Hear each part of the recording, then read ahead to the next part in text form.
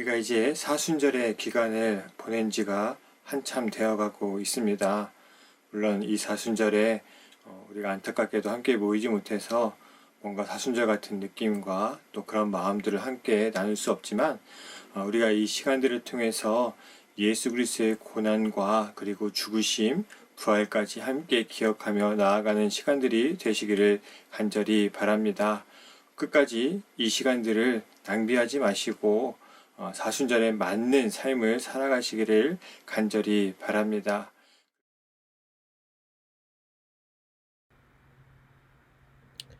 오늘 하나님께서 우리에게 주시는 말씀은 마태복음 17장 22절에서 23절까지의 말씀입니다.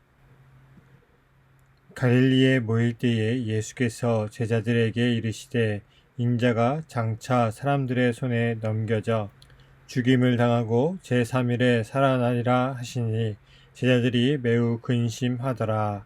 아멘. 우리가 이 사순절에 한 가지 기억해야 될 것이 있습니다. 그것은 무엇이냐면, 우리가 이러한 사태 속에서 또 인생을 살아감에 있어서 걱정과 근심이 가득하다라고 하는 거예요. 우리가 이 땅에서 살아갈 때에 걱정과 근심이 가득하게 될 수밖에 없는 이유가 있습니다. 그것은 무엇이냐면 바로 사람이 어찌할 수 없는 문제를 만났을 때 우리는 걱정, 근심하게 됩니다. 우리가 이 코로나 바이러스의 문제를 잘 해결할 수 있다면 걱정, 근심할 일이 없겠죠. 그러나 진단키트가 우리나라에서 개발되었고 또 많은 사람들을 진단하고 치료 중에 있지만 아직은 위험한 병으로 여겨지고 있고 또 이 문제를 잘 해결하고 있지만 완전히 해결되지 않았기 때문에 우리는 이 문제에 대해서 걱정, 근심합니다. 우리가 그리스도인으로서 믿음을 가지고 살아갈 때에도 마찬가지죠. 여전히 우리는 걱정, 근심을 합니다. 왜냐하면 우리의 삶 가운데 어찌할 수 없는 부분이 여전히 우리에게 있기 때문입니다.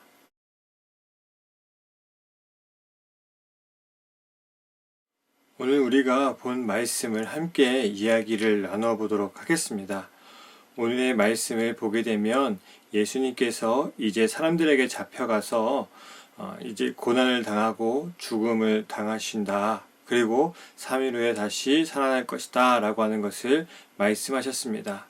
그런데 문제는 제자들이 그 이야기를 듣고 우리 예수님이 비록 고난을 당하시고 죽음을 당하지만 그 누구도 해낼 수 없는 놀라운 부활의 사건을 우리에게 보여주실 것이다 라고 하는 기대감이 아니라 걱정하는 모습을 보여주고 있습니다. 이 제자들이 자신들이 어찌할 수 없는 것, 또 자신들의 삶 가운데 다시 살아나는 것이 불가능하다고 생각했기 때문에 인간적인 마음으로 이 제자들이 걱정, 근심을 하게 된 것이죠.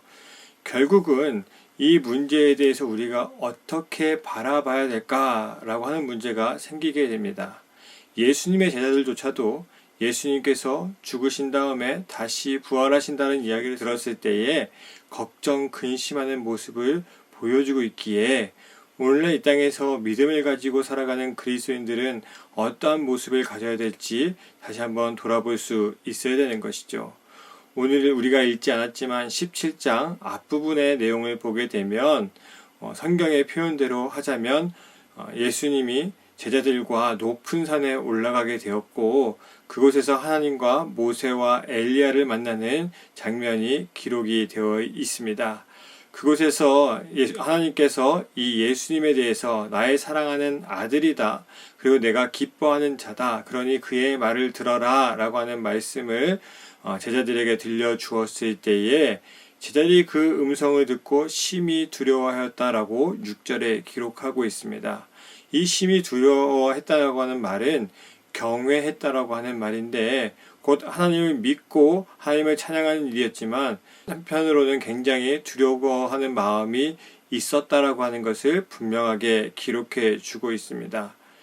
그리고 나서 어떤 이야기가 이어지게 되냐 하면 간질병으로 고생하고 있는 한 사람이 있었는데 예수님의 제자들이 가서 고치려고 했지만 그 간질병을 고치지 못했습니다.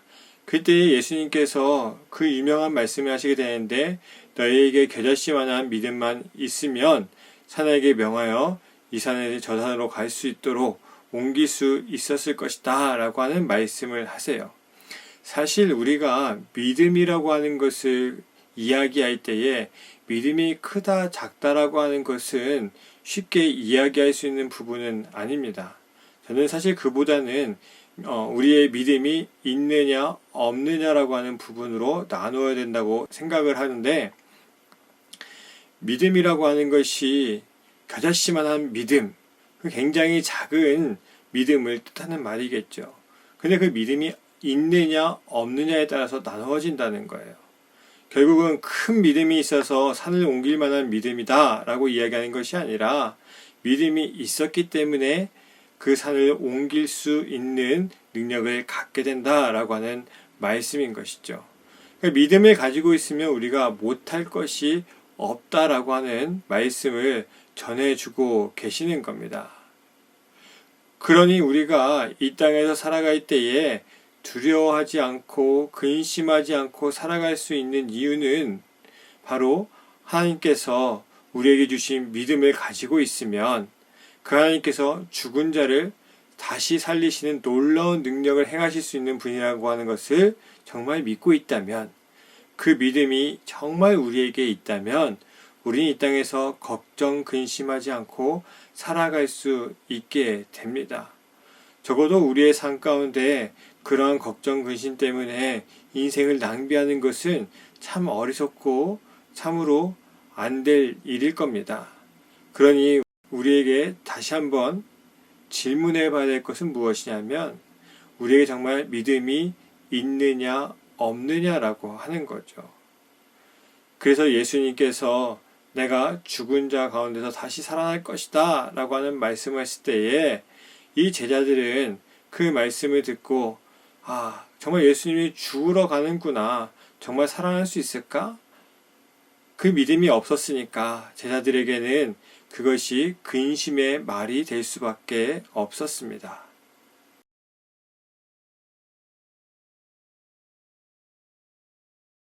우리가 믿음을 가지고 항상 이야기할 때에 가장 어려운 점은 무엇이냐면, 그러면 믿을 만한 근거가 있느냐라고 하는 거예요. 이 세상에서 어떠한 일이 있고 그 일에 대해서 믿고 사실로 받아들이는 것에 대해서는 그만한 근거와 이유 혹은 증거들이 있어야 됩니다.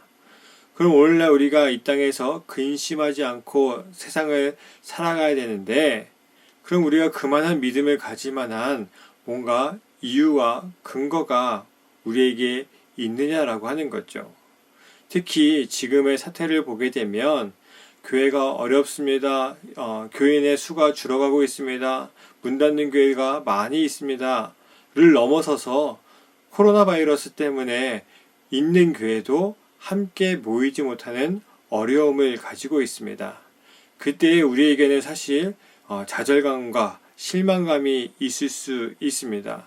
정말 하나님께서 보호하시는 교회, 하나님께서 함께 하시는 이 교회의 공동체가 이 전염병 때문에 함께 모이지 못하는 그런 상황이 굉장히 실망스러울 수 있는 부분이기도 합니다.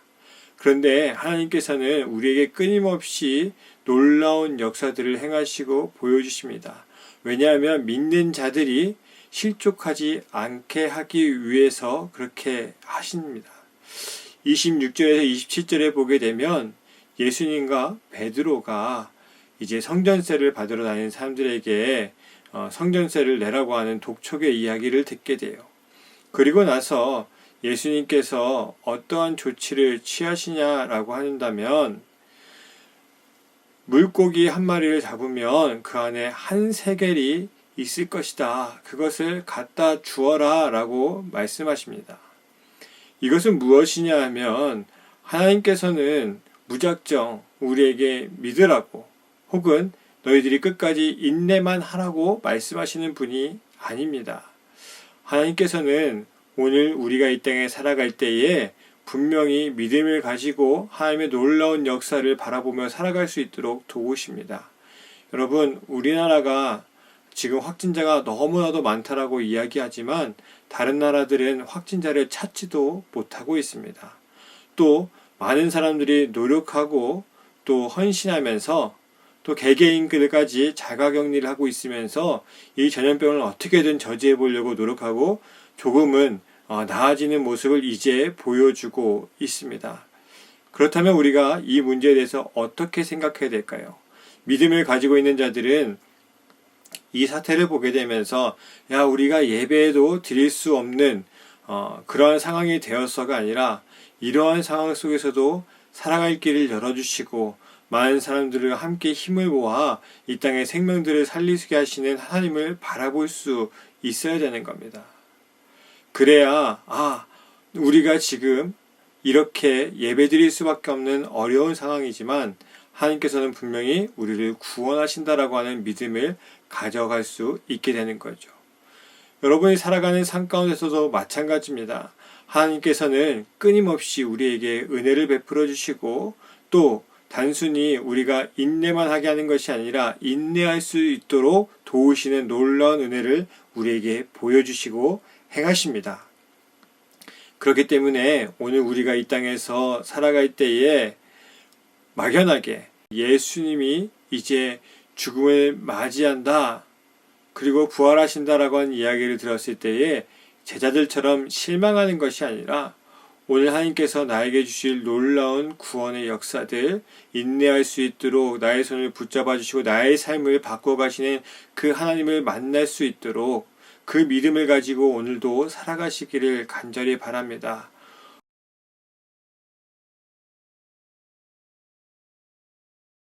오늘 우리에게는 주어진 것이 많지 않을 수도 있습니다. 여전히 우리가 어찌할 수 없는 그러한 문제에 당면하고 있습니다. 그러나 우리가 그리스도인으로서 우리를 구원하실 그 하나님을 믿는 믿음을 가진 사람으로서 이 땅을 살아가실 때에 그 어떤 것에 흔들리지 마시고 나의 삶 가운데 끊임없이 역사하시고 일하시고 행하시는 하나님을 발견하셔서 우리가 이 어려운 때를 또 어떻게 이 문제들이 해결되며 언제 끝날지 모르는 이 어려움 속에서도 우리의 믿음이 흔들리지 않고 진정으로 주님의 뜻 가운데 우리의 믿음을 더욱더 키워가고 또 좌절하고 낭망하는 것이 아니라 희망을 바라보고 구원만을 바라볼 수 있는 그러한 귀한 삶이 우리 성도님들에게 있기를 간절히 바랍니다. 함께 기도해 주시고 함께 힘을 모아 주시고 또 믿음이 흐트러지지 않도록 최선을 다해서 우리가 함께 웃으며 한 예배당에 모여서 예배드린 그날까지 우리가 힘을 내고 그 믿음을 통해서 우리가 진정으로 이 땅에 코로나를 몰아낼 수 있는 전염병을 이겨낼 수 있는 놀라운 그날이 오기를 함께 기도해 주시기를 간절히 바랍니다. 기도하겠습니다. 사랑의 하나님 아버지, 우리가 믿음을 갖고 살아가기를 간절히 원합니다. 어렵고 힘들 때에 또 내가 어찌할 수 없는 일들에 대해서 감히 어떠한 것도 할 수 없어서 좌절하고 낭망할 것 같은 그 순간에도 하나님께서는 우리를 구원하실 것을 믿고 또 하나님께서 우리를 옳은 길로 의의 길로 이끌어 가실 것을 믿고 살아가는 우리가 되게 하여 주옵소서. 하나님, 우리가 작은 믿음이라도 있었더라면 우리가 정말 하나님을 위해서 큰 일을 했을 텐데 우리가 좌절하고 낭망하는 것은 또 걱정하고 근심하는 것은 하나님을 향한 믿음이 없기 때문임을 고백합니다. 주님, 이 순간을 다시 한번 주님 앞에 드리고 나아가오니 우리에게 하나님을 향한 온전한 믿음이 있게 하셔서 어떠한 순간에도 어떠한 어려움에도 흔들리지 않고 걱정 근심하지 않고 주님만 바라며 살아갈 수 있는 믿음의 그리스도인들이 되게 하여 주옵소서. 또 하나님 아버지, 하나님께서는 항상 우리의 삶 가운데 좌절하지 않는 믿음 또 근심 걱정하지 않는 믿음을 위해서 우리에게 많은 것들을 보여주시고 행하십니다. 다만 우리가 알지 못할 때가 참으로 많이 있습니다. 그러오니 지금 이때에 모두가 어렵다고 말하는 이때에 하나님께서 우리를 향해 행하시는 놀라운 구원의 역사와 또 실족하지 않도록 우리의 삶을 붙들어 주신 하나님께서 행하시는 놀라운 역사를 바라보며 찾아가며 그 삶을 누릴 수 있는 우리 모두가 되게 하셔서 이 어려움들을, 이 순간들을 잘 넘겨 믿음으로 승리하는 우리 모두가 되게 하여 주옵소서. 예수 그리스도의 이름으로 기도합니다. 아멘.